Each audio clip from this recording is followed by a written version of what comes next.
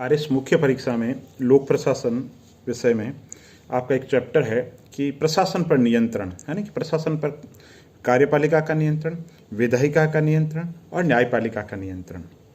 तो इसमें आप ये तो तैयार कर लेते हो भाई कार्यपालिका का जो नियंत्रण है वो कैसा रखा जाता है। तो कार्यपालिका के द्वारा जो नियुक्ति होती कार्यपालिका के द्वारा होती है, अनुशासनात्मक कार्यवाही कार्यपालिका के द्वारा होती है, सेवा शर्तों का जो नियमन है वो कार्यपालिका के द्वारा होता है। कहने का मतलब है नियुक्ति से लेकर अनुशासन संबंधी मामलों से लेकर के पदोन्नति से लेकर के सेवा शर्तों के निर्धारण से लेकर के कार्यपालिका का निर्धारण किया जाता है। तो एक सवाल तो ये हो गया।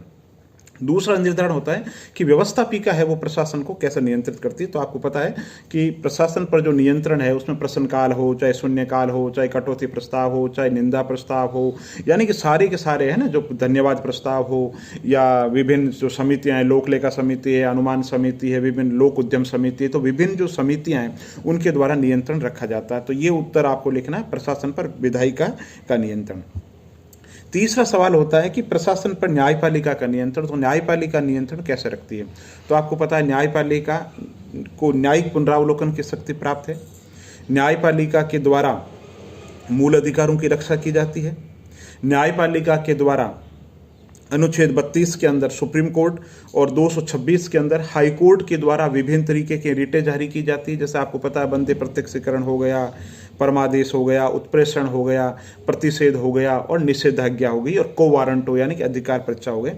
ये विभिन्न तरीके की जो रिट है वो जारी की जाती है। इसके अलावा न्यायपालिका के द्वारा विभिन्न नवाचार भी है ना, जैसे लोकहित मुकदमेबाजी से संबंधित हो, निःशुल्क विधिक सहायता से संबंधित हो, या मतलब बहुत सारे जो न्यायपालिका के अंदर नवाचार है। और इसके अलावा न्यायपालिका के द्वारा क्या क्या कार्य किया जाता है। न्यायपालिका के द्वारा प्रशासन की जो मनमानी है, जो निरंकुशता है, उस पर नियंत्रण रखा जाता है। तो ये तो जनरल है, आप और पढ़ सकते हो और अच्छे से लिख सकते हो। मेरा जो सवाल है वो ये कि प्रशासन पर जो विधायिका का जो नियंत्रण है उसकी आलोचना करनी है और प्रशासन पर न्यायपालिका का जो नियंत्रण है उसकी आलोचना का क्या टॉपिक है। तो देखो, प्रशासन पर विधायी नियंत्रण जो है ना उसकी आलोचना जो है, नंबर एक तो ना तो विधायिका के पास में समय होता, पहली चीज़, क्योंकि कार्य की बहुत ज़्यादा अधिक क्या रहता है, कार्य ज़्यादा रहता है उनके पास में। दूसरा, ना उस काम के एक्सपर्ट होते हैं, काम की इतनी समझ नहीं होती, दूसरा पॉइंट। तीसरा पॉइंट है कि जो आलोचना की जाती है वो आलोचना के लिए आलोचना होती है, आलोचना के अंदर जो सकारात्मकता होनी चाहिए, क्रिएटिव क्रिटिसिज्म होना चाहिए, वो नहीं हो पाता है। इसके अलावा विधानमंडलों के, चाहे राज्य विधानमंडलों की बात हो, चाहे केंद्रीय विधानमंडल की बात हो, संसद सत्र में कम रहती है और रहती है तो उपस्थिति कम रहती भी है, तो उपस्थिति कम रहती है, उपस्थिति कम रहती है। इसके साथ ही जो चर्चा है होती है उसमें बहुत द्वारा विपक्ष के द्वारा आलोचना की जाती है ना, नकारात्मक आलोचना कर दी जाती है, जिससे कि विषय से भटकाव हो जाता है। तो कहने का मतलब है विभिन्न कारणों से प्रशासन पर जो नियंत्रण है वो वास्तविक नियंत्रण रह नहीं पाता। तो होना क्या चाहिए इसके लिए, होना संसद का जो सत्र है बढ़ना चाहिए, और जो सांसद महोदय है या राज्य स्तर पर विधायक महोदय की बात करें तो उनको ट्रेनिंग दी जानी चाहिए इस बात की, ताकि वो संसदीय जो प्रणाली है, संसदीय जो प्रक्रिया है उसको अच्छे तरीके से समझे और जो आलोचना है वो सकारात्मक होनी चाहिए।